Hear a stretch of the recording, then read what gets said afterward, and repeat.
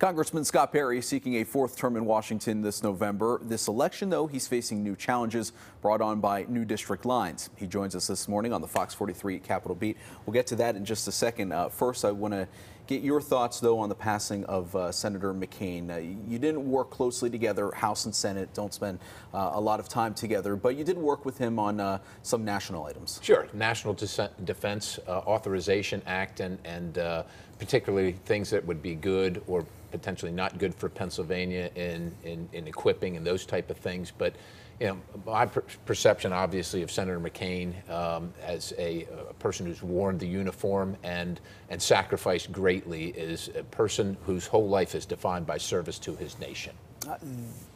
Turning to national issues, the economy is doing well. Unemployment numbers are down. A study, though, came out yesterday by the D.C. policy group Urban Institute. It surveyed nearly 8,000 people. It said that even with these items, there's still 40% of the people surveyed are having trouble with basic needs, food, health care, items like that. Yes, the economy is doing well. How does Congress fix the bigger issue of making sure people can do more than just having a little extra money in their paycheck? Yeah, we want everybody to do very well in this economy in the United States in general, and I think one of the things is equipping folks to take advantage of a robust economy. So if you don't have the skills that you need to take advantage of that, what we can do is incentivize and help provide opportunities for you to get the skills so that you can avail yourself to the opportunities that are existing all around. There are literally many more jobs available than there are people that are seeking them, and those employers are desperate to have that help there, and those are opportunities for people to do better for themselves. Does there need to be better job training involved in that? I think there needs to be different opportunities and probably more opportunities, and folks have to kind of see where they fit into that, what's going to suit them best, whether it's personal schedule and those type of things, or really the skills or the things that they want to do and how that fits into what's available out there. One of the biggest stories nationally right now is the Mueller investigation. Right. It's something that everyone has an opinion on no matter where you go, and it has gotten 3 guilty pleas to this point, the Manafort conviction thrown in there. The president continues to call it a rigged witch hunt, is the quote that he continues to give. So a two-part question for you. Yes. Are you convinced that Russia interfered with the 2016 presidential election? And also, does Bob Mueller deserve to finish this investigation? So Russia has always, historically, well, you say always, certainly in my lifetime and probably most people's lifetime, interfered in the United States and Western democracies. The last election was no different. We can expect them to do it. They always do it. They're a strategic adversary, and they look to meddle in our affairs. So that goes without saying. The Mueller investigation should go to its final conclusion, wherever that may be. But I would say this too: it was essentially impaneled or started to get to Russian involvement, and particularly with the Trump campaign.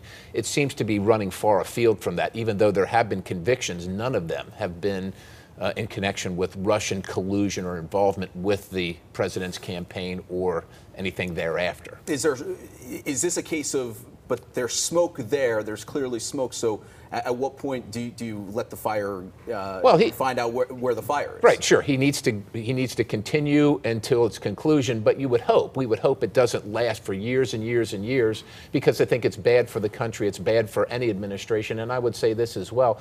In America, we prosecute crimes and we investigate crimes, but it seems to a certain extent we might be investigating a person, right? And that's not appropriate. That's not how we do things in America. Your election, your House race against Democrat George Scott.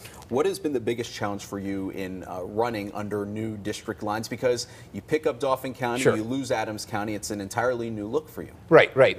Look, we all run for the office. So you don't like to think of it in terms of running against anybody. You're running for the office, and you're hoping to earn the support of people. So the big challenge, I think, for anybody is new district lines where you might have come into the race with this thought of how you might win and who you can appeal to, and now you've got to change all that. And while I'm very familiar with Dauphin County's not very familiar with me, and why should they be, right? And of course, we're disappointed that half of your county is split, right? We like to have one representative because we think that's the most efficient, of course, but Dauphin County had 3 representatives. So when you're trying to appeal to a whole new sect of voters, do you need to take a new approach? Do you need to have a more centrist view in a way, especially when you're considering you pick up Steelton, you pick up the suburbs of Cumberland County, areas like that that you haven't had to deal with before. I think that the things that appeal to me appeal to most people. We believe in a constitutional government and their constitution. We think that when government has more power,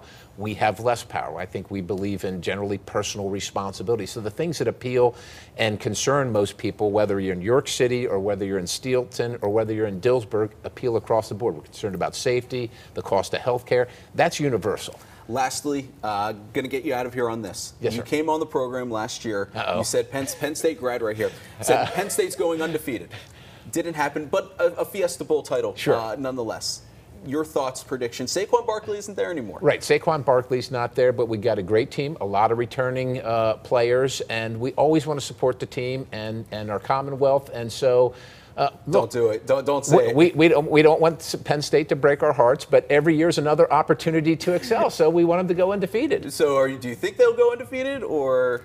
I think it's going to be a little bit of a tougher year, but anything can happen on any Saturday. So the season starts very shortly. Congressman Scott Perry, thanks for stopping by. We'll be back with more Fox 43 Morning News.